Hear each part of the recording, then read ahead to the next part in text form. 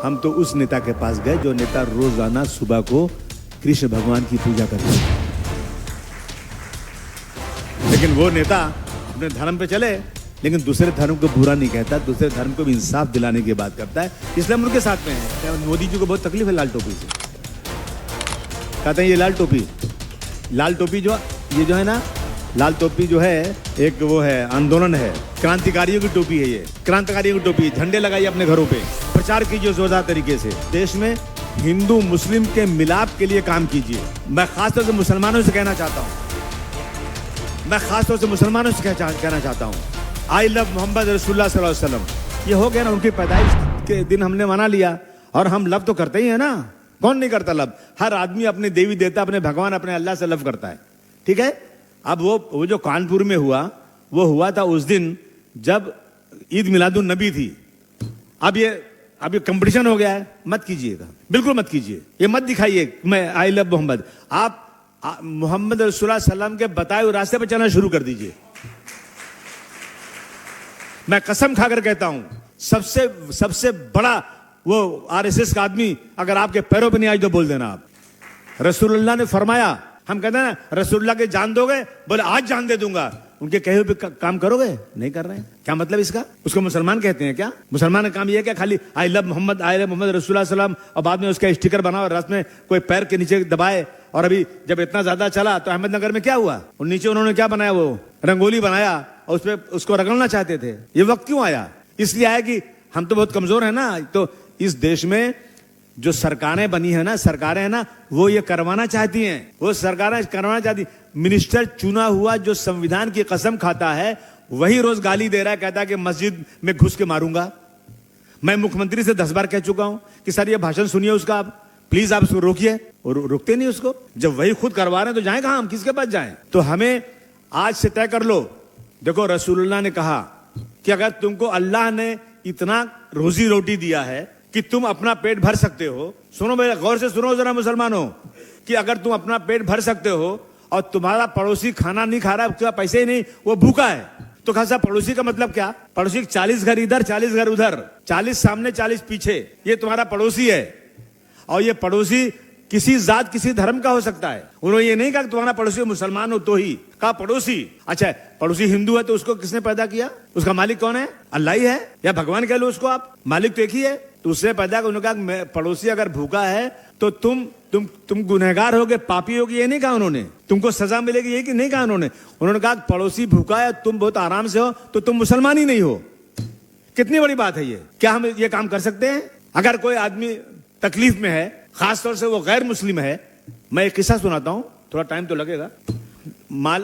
ये bomb blast हुआ था ना मालेगांव में, ये बम ब्लास्ट हुआ था शबे बारात के दिन, और 32 मुसलमान मरे थे और गिरफ्तार सब मुसलमान हुए थे। अब मस्जिद पे ब्लास्ट और गिरफ्तार मुसलमान। बम ब्लास्ट हुआ मक्का मस्जिद हैदराबाद में, मरने वाले मुसलमान, मस्जिद पे बम ब्लास्ट, गिरफ्तार मुसलमान।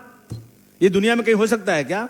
अगर किसी मंदिर पे हुआ हो तो मैं समझता हूं कोई गैर दूसरे मजहब का आदमी या मुसलमान ही हो सकता है, वो दुश्मनी निकाला हो, शायद ऐसा हो सकता है। लेकिन मस्जिद पे मुसलमान मार रहा है, ये क्यों? ये कौन सा? उसके बाद क्या हुआ कि असीमानंद नाम का एक आदमी जेल में बंद था, आरएसएस का, बम ब्लास्ट का, पढ़ा लिखा आदमी, ज़ईफ आदमी। और उसी बैरिक में महमूद नाम का एक लड़का बनता जो ब्लास्ट में बनता मुसलमान। असीमानंद ज़ईफ आदमी था। वो असीमानंद को उस मुसलमान ने ये नहीं देखा कि आरएसएस वाला हमारा दुश्मन है, उसने देखा ये ज़ईफ आदमी है। उसने उस बैरिक में उस आदमी की खिदमत करना शुरू किया, उसका काम कर देता था, उससे अच्छी दोस्ती उसकी हो गई। तो असीमानंद ने देखा यार ये मुसलमान का बच्चा ये मेरी इतनी सेवा करता है, मुझे बाप की तरह मानता है, मैं अब जाकर के कोर्ट में पूरा भेद खोल दूंगा कि कौन ब्लास्ट किया।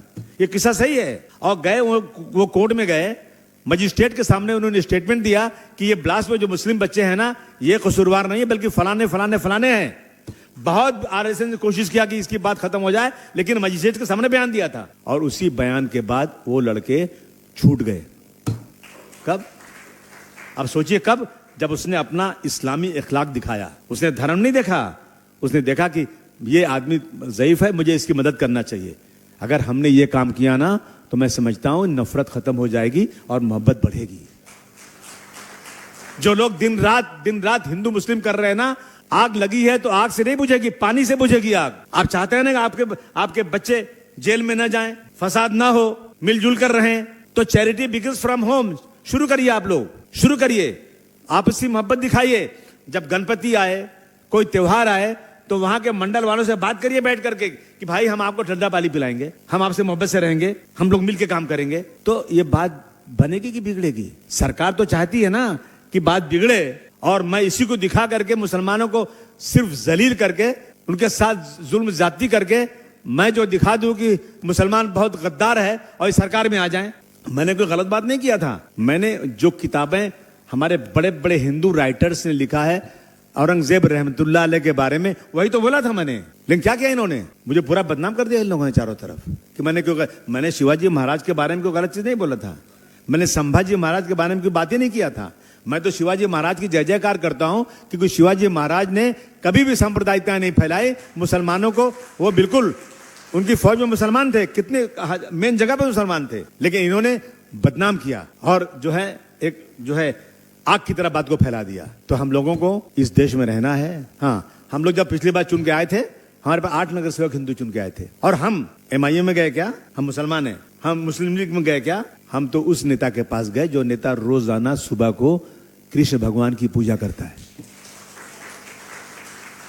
लेकिन वो नेता अपने धर्म पे चले, लेकिन दूसरे धर्म को बुरा नहीं कहता, दूसरे धर्म को भी इंसाफ दिलाने की बात करता है, इसलिए हम उनके साथ में हैं। यही सब आप लोगों से बोलना है भाई। वक्त मिलता है, सीरियस हो जाइए, सीरियस। लोगों को लगे कि अब समाजवादी पार्टी एक ताकत बन के उभर रही है। हाँ, 2 महीना कभी भी हो सकता है। अभी कल 6 तारीख को वो आने वाला है, अपना लॉटरी है, 13 तारीख को लॉटरी आ जाएगी, यानी रिजर्वेशन, कौन सी सीट ओपन है, कौन सी जो है रिजर्व है, वो आ जाएगी।